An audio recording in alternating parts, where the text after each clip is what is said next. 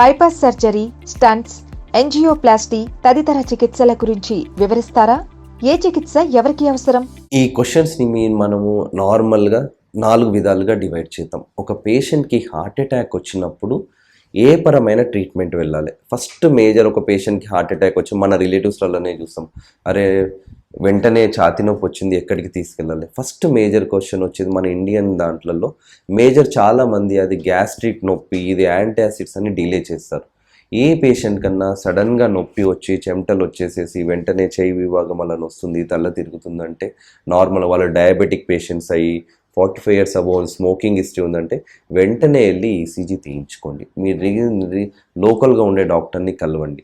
వెంటనే ఈసీజీలో heart attack వచ్చిందని తెలిసిందంటే ఇప్పుడు మీరు తీయవలసింది ట్రీట్మెంట్. ఎక్కడ ఉన్నారు? నార్మల్గా హార్ట్ అటాక్ రాగానే మన ఇప్పుడు వరల్డ్ హెల్త్ ఆర్గనైజేషన్ గైడ్లైన్స్ ప్రకారం ఒక పేషెంట్కి వెంటనే హార్ట్ అటాక్ డయాగ్నోస్ చేసిన వెంటనే వాళ్ళు ఒక సిటీలో ఉన్నారు, వెంటనే ఆ హాస్పిటల్లో క్యాత్ ల్యాబ్ ఉంది అంటే యాజ్ ఫాస్ట్ యాజ్ పాసిబుల్ వాళ్ళకు మనం చేయాల్సింది ఏంటంటే ఎమర్జెన్సీ యాంజియోగ్రామ్ చేసి బ్లాకేజ్ ఎక్కడుందో చూసి దాన్ని స్టెంటింగ్ వేయడం. దీన్ని ప్రైమరీ యాంజియోప్లాస్టీ అండ్ స్టెంటింగ్ అంటారు. కొన్ని వాళ్ళ పేషెంట్స్ చాలా ఊర్లో ఉన్నారు, వాళ్ళకు ఆరోగ్య సౌకర్యాలు లేవు, ఇక్కడ రావడానికి ఇబ్బంది అవుతుంది, ఒక గవర్నమెంట్ లోకల్ పిఎస్సిలో ఉన్నారు, వెంటనే వాళ్ళకి సిటీ ఒక క్యాత్ ల్యాబ్ ఉండే ఫెసిలిటీకి షిఫ్ట్ చేయడానికి ప్రాబ్లం అవుతుందంటే వెంటనే ఒక డాక్టర్ అక్కడ వాళ్ళకు హార్ట్ అటాక్ అని నిర్ధారణ చేసిన తర్వాత వెంటనే వాళ్ళకు థ్రాంబోలైసిస్ అని ఇస్తాం. అంటే ఒక మెడికేషన్ ఏదైతే బ్లడ్ క్లాట్ ఉందో దాన్ని లైసిస్ చేయడం, అది థ్రాంబోలైజ్ చేసిన వెంటనే వాళ్ళకి పెయిన్ తగ్గిన తర్వాత వెంటనే వాళ్ళకి క్యాత్ ల్యాబ్ ఉన్న దగ్గర షిఫ్ట్ చేయాలి.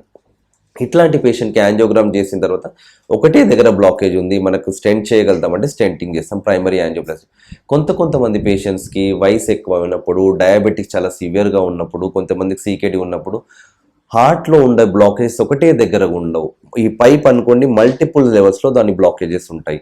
సో మల్టిపుల్ లెవెల్స్లో బ్లాకేజెస్ ఉన్నప్పుడు దాన్ని మనం స్టెంటింగ్ కన్నా కార్డియాక్ సర్జన్స్తో కన్సల్టెంట్ చాలా లెవెల్స్లో హార్ట్కు మనం 3 ఆర్టరీస్ ఏవైతే మేజర్గా ఉన్నాయో దానికి మనం బైపాస్ సర్జరీ. సో మనం first of treatment primary angioplasty స్టెంటింగ్గా, చాలా ఎక్కువ బ్లాకేజ్ ఉంటే బైపాస్.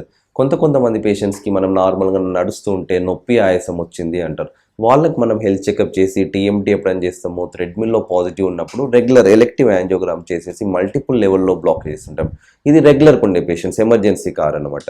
సో సార్ మల్టిపుల్ లెవెల్లో బ్లాకేజెస్ ఉన్నాయి, దీనికి మనం హార్ట్ సప్లేషన్ లెఫ్ట్ మెయిన్ పైప్ అంటాం.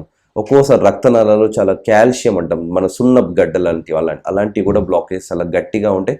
ఇట్లాంటి వాళ్ళకు స్టెంటింగ్ వేస్తే స్టెంట్ వల్ల నార్మల్గా బెనిఫిషియల్ రాలేవు, అక్కడ bifurcation lesions, then complicated lesions ఉంటే వీళ్ళకి బైపాస్ ఉత్తమం అని చెప్పి బైపాస్కి పంపిస్తుంటాం. విలువైన ఆరోగ్య సమాచారం అందిస్తున్న మెడ్ప్లస్ 1 టీవీకి ధన్యవాదాలు. దీన్ని సబ్స్క్రైబ్ చేసుకోండి, ఫ్యూచర్గా వచ్చే టాక్స్ అవన్నీ వినండి. ఫ్యూచర్ ఈ ప్రివెంటివ్ బెనిఫిట్స్, హెల్త్ బెనిఫిట్స్ ఇవి నార్మల్ లోకల్ పీపుల్కి చాలా అవసరం అండి. రెగ్యులర్గా సబ్స్క్రైబ్ చేస్తే చూస్తూ ఉండండి, it will helpful for you.